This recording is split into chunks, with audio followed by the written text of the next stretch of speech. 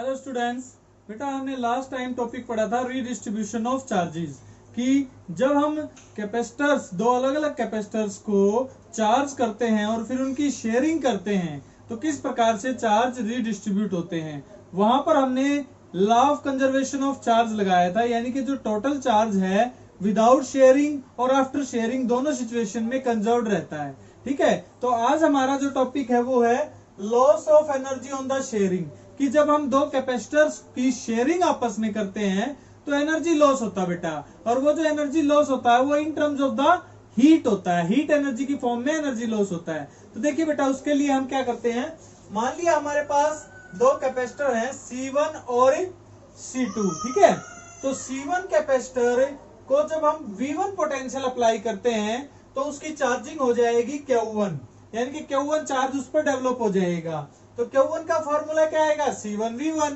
इसी प्रकार से C2 कैपेसिटर को चार्ज करेंगे तो उसके ऊपर चार्ज कितना डेवलप हो जाएगा, C2V2।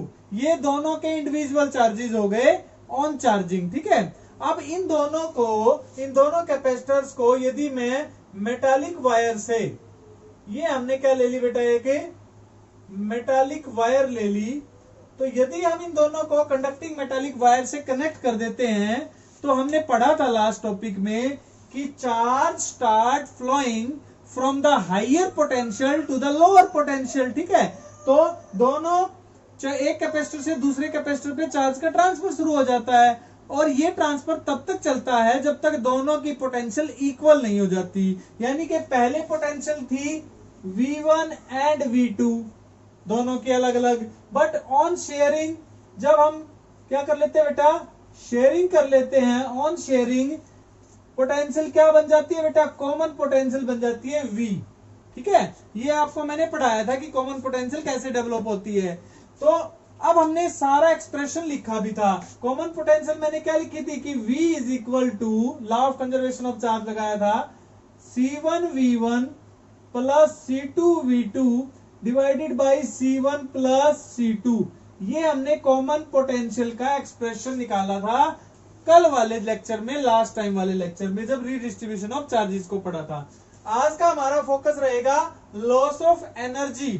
ठीक है, तो हमें एनर्जी के ऊपर कंसंट्रेट करना है कि भाई अगर ये कैपेसिटर अलग है, ये कैपेसिटर अलग है, तो हम एक कंडीशन बनाते हैं बिफोर शेयरिंग की।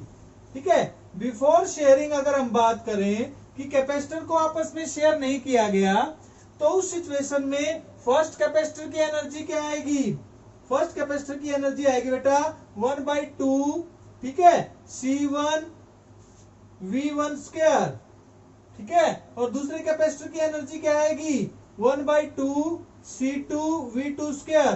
तो इसका मतलब टोटल एनर्जी क्या बनेगी, मान लिया U आ गई, U is the total energy before sharing of capacitors. Clear हो गई बात। अब हमने क्या किया, इनको मेटालिक वायर से जब कनेक्ट किया तो चार्ज फ्लो कर रहा है। तो अब हम बात करते हैं आफ्टर शेयरिंग की। After sharing the charge between two capacitor, what happens, क्या होगा बेटा, आपको सिचुएशन पता है कि जब शेयरिंग करेंगे हमें तो जो एनर्जी है वो रीडिस्ट्रीब्यूट होगी। तो दूसरी एनर्जी क्या आएगी बेटा, वो आएगी हमारी 1/2, ठीक है, C1V स्क्वायर, क्योंकि कॉमन पोटेंशियल हो जाती है आफ्टर शेयरिंग। तो बेटा पोटेंशियल तो ये बन जाएगी, तो C1V स्क्वायर प्लस दूसरे कैपेसिटर के लिए क्या आएगी C2V स्क्वायर। दोनों में रिजल्ट क्या बन गया बेटा 1/2 C1 plus C2 into V square. तो इक्वेशन नंबर 1 क्या बता रही है, what will be the energy of two capacitors before sharing, और सेकंड इक्वेशन बता रही है आफ्टर शेयरिंग। ये आपको सिचुएशन समझ में आ रही है। ठीक है, अब ये दोनों एनर्जीज का जो डिफरेंस होगा वो हमें बताएगा कि लॉस ऑफ एनर्जी हुआ है, गेन ऑफ एनर्जी हुआ है, या फिर कोई चेंज नहीं आया है। ठीक है, तो हम यहां से डिफरेंस कैलकुलेट करेंगे।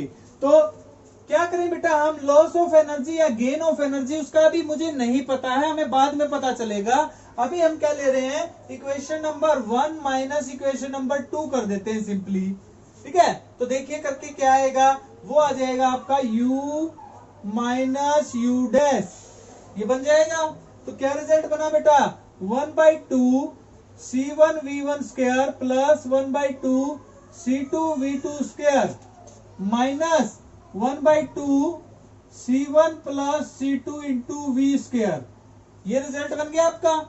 ठीक है, अब आपको V की वैल्यू पता है कि कॉमन पोटेंशियल किसके इक्वल होती है, तो यहां से हम रिजल्ट क्या लिखेंगे, 1/2 C1V1 square plus 1/2 C2V2 square minus half C1 plus C2 into V square की वैल्यू ये आएगी बेटा। तो इसका मतलब क्या लिख दूं मैं अब इसको, C1V1 प्लस C2V2 का whole square divided by C1 plus C2 का होल स्क्वायर। एक से ये वैल्यू कट गई, आपको समझ में आ रही है ये वैल्यू। ठीक है, अब उसके बाद देखिए बेटा एलसीएम में ये आ जाएगा, 1/2 आप बाहर रख लीजिए। ठीक है, एलसीएम में क्या आ गया, C1 प्लस C2 आ जाएगा एलसीएम में। अब ये इसके साथ मल्टीप्लाई होगा, किसके साथ बेटा, C1V1 square plus C2V2 square, इसके साथ मल्टीप्लीकेशन किसकी करेंगे, C1 प्लस C2 की, नीचे वाले एलसीएम की। माइनस में क्या बच गया, 1/2 बाहर जा चुका है, तो C1V1 प्लस C2V2 का होल स्क्वायर, ये एक्सप्रेशन आपका बच जाएगा। बात समझ में आई। तो बेटा इसको जब आप सॉल्व करोगे, 1/2 नीचे क्या है, C1 प्लस C2, ऊपर क्या बचेगा आपके पास, देखिए इसकी मल्टीप्लीकेशन इसके साथ कीजिए, फिर इसकी मल्टीप्लीकेशन पहले इन दोनों के साथ, फिर C2 की मल्टीप्लीकेशन इन दोनों के साथ, फिर हम यहां पर क्या मल्टीप्लाई करेंगे, इसका जो ये सारी टर्म मल्टीप्लाई करके माइनस क्या करेंगे, इसका स्क्वायर करेंगे।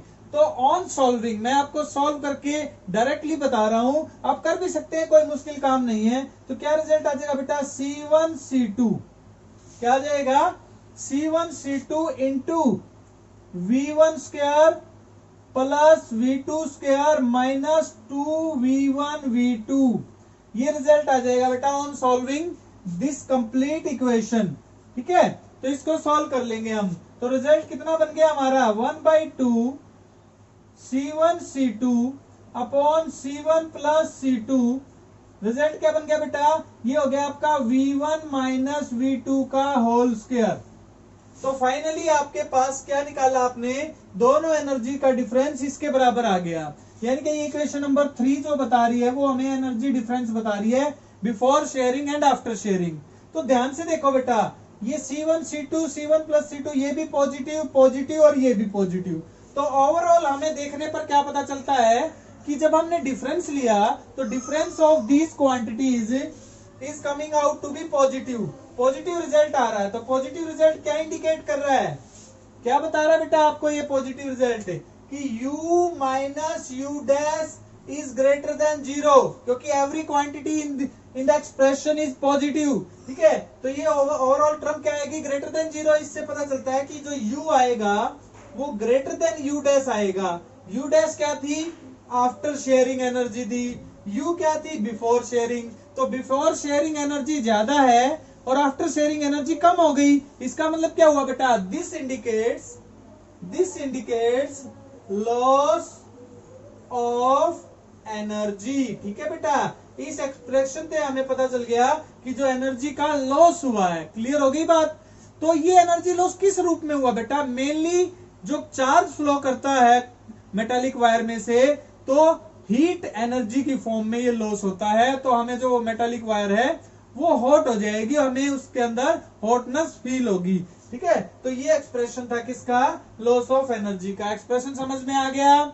ठीक है, तो इस प्रकार से हमें पता चल गया कि जब भी शेयरिंग की जाती है चार्जेस की, तो चार्ज जो है वो तो कंजर्व रहेगा, law of conservation of charge लगेगा, लेकिन एनर्जी जो है बिफोर एंड आफ्टर वो चेंज हो जाएगी और ओवरऑल रिजल्ट देखा जाए तो लॉस ऑफ एनर्जी होता है। तो ये एक्सप्रेशन आपको समझ में आ गया होगा। ठीक है, अब एक छोटा सा टॉपिक और कर लेते हैं, वो ये है कि अगर हमारे कैपेसिटर के बीच में, मान लिया मेरे पास कोई कैपेसिटर है, ठीक है, और वो चार्ज है। अब मैंने क्या किया, उसके जो इन बिटवीन मीडियम था उस मीडियम को चेंज करके, नॉर्मली क्या लेते हैं हम बेटा, एयर लेते हैं या वैक्यूम लेते हैं, अगर हम वहां पे कंडक्टिंग स्लैब यूज कर ले, ठीक है, तो क्या इफेक्ट पड़ेगा। तो हमारा नेक्स्ट टॉपिक क्या है, हमारा नेक्स्ट टॉपिक है effect on the capacitance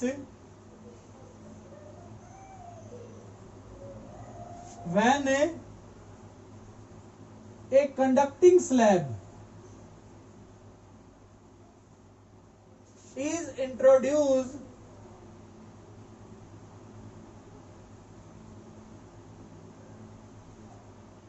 between plates of capacitor, ठीक है। तो भी ऐसा क्या इफेक्ट पड़ेगा कि अगर हम कोई कंडक्टिंग स्लैब का इस्तेमाल कर लें कैपेसिटर की प्लेट्स के बीच में, तो उसके कैपेसिटेंस पर क्या इफेक्ट पड़ेगा, घटेगा या बढ़ेगा। ये तो हमने पढ़ लिया कि डाइलेक्ट्रिक स्लैब का जब इस्तेमाल करते हैं तो कैपेसिटेंस हमेशा बढ़ता है, ठीक है। तो वही सिचुएशन हम लेके चल रहे हैं। मान लिया हमारे पास ये कैपेसिटर है और इसको हमने क्यू चार्ज दे दिया, तो क्यू चार्ज देने से क्या होगा बेटा, इंड्यूस चार्ज डेवलप हो जाएगा इस प्लेट पर। तो इन दोनों के बीच में मान लिया ये सेपरेशन है डी, ये इसका एरिया ऑफ क्रॉस सेक्शन है ए, ठीक है। और because of this concept by giving the charge through battery, तो इलेक्ट्रिक फील्ड सेटअप हो जाएगी ई नोट। ई नोट क्या है, एक्सटर्नल इलेक्ट्रिक फील्ड जो हमने बाहर से अप्लाई की है। अब अगर मैं इन बिटवीन यहां पर इन प्लेट्स के बीच में क्या यूज कर लूं, टी थिकनेस की कंडक्टिंग स्लैब यूज कर लेता हूं, ठीक है। कंडक्टिंग स्लैब यूज करूंगा तो क्या होगा बेटा, जो कंडक्टर का सारा नेगेटिव चार्ज है वो इधर डेवलप हो जाएगा, पॉजिटिव चार्ज इधर डेवलप हो जाएगा, ठीक है। और नेट फील्ड मैंने बताया था, ये जो रीडिस्ट्रीब्यूशन ऑफ चार्ज होता है कंडक्टर के अंदर वो इस प्रकार से होता है, और तब तक होता है जब तक inside the conductor electric field जो है वो जीरो ना हो जाए। तो आपको ये पहले से ही पता है कि भाई, पहले सिचुएशन लिख लेते हैं हम। पहले हमने जो कंडक्टिंग स्लैब ली उस पर क्यू चार्ज है, वी पोटेंशियल है, और ई इलेक्ट्रिक, ई नॉट क्या है, electric field intensity setup between plates. ये तीनों टर्म्स आपको पता हैं, क्लियर होगी बात। तो उसका कैपेसिटेंस क्या लिखा जाएगा, आप लिखते हैं epsilon not a by D. ये एक्सप्रेशन हमने अभी तक पढ़ा हुआ है एक कैपेसिटर के बारे में, ये क्वांटिटीज हम जानते हैं, ठीक है। When what happens when a conducting slab of thickness, हमने क्या किया बेटा, एक conducting slab of thickness T is introduced between plates of capacitor, ठीक है। तो हमने जब इस प्लेट के बीच में, प्लेट्स के बीच में किसको इंट्रोड्यूस करवाया बेटा, एक कंडक्टिंग स्लैब को जिसकी थिकनेस क्या थी, टी थी। तो क्या हुआ, मॉडिफाई हो जाएगी पोटेंशियल। तो पोटेंशियल की वैल्यू क्या लिखी जाएगी, अब बताइए मुझे, पोटेंशियल की वैल्यू क्या होती है, इलेक्ट्रिक फील्ड इनटू डिस्टेंस।